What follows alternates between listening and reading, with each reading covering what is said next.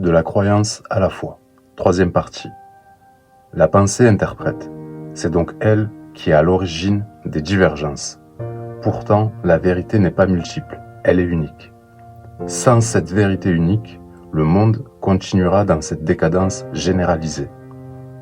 Croire, avoir une idée de ce qui pourrait être ou de ce qui devrait être, nos émotions, qu'elles soient positives ou négatives, tout cela constitue nos pensées et sont autant de voiles que l'on superpose face à ce qui est. C'est donc la pensée qui analyse, prend des décisions et nous mène à l'action. Nous sommes constamment dans l'idée, mais nos idées nous divisent et nous coupent du Créateur, en nous donnant l'illusion d'être séparés du reste. Car en étant observateur, on crée physiquement et spirituellement une distance entre nous et la chose observée.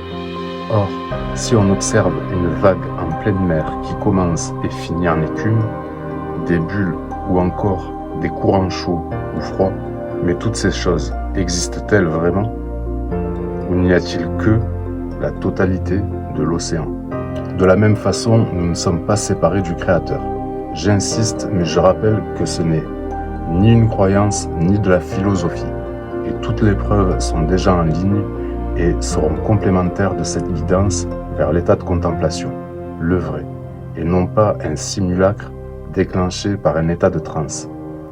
L'amour, tel que nous le vivons, est une conception de la pensée, une idée. Et, tout comme l'état de conception, le fait d'analyser ou de le décrire nous coupe de cet état. Et dans l'amour avec un grand A, le moi n'existe pas. De la même manière, nous avons une idée du bien et du mal. Nous disons, si je fais du bien, je suis un homme bon.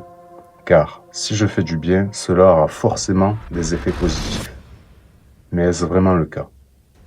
Ou est-ce que, à travers des actions positives, je me dis tout simplement, je serai bien vu par les autres, ou encore, je suis bon, j'irai sans doute au paradis. Alors que rencontrer le Créateur n'est pas de gagner quelque chose, mais de perdre tout, y compris soi-même. Merci d'avoir écouté, à bientôt.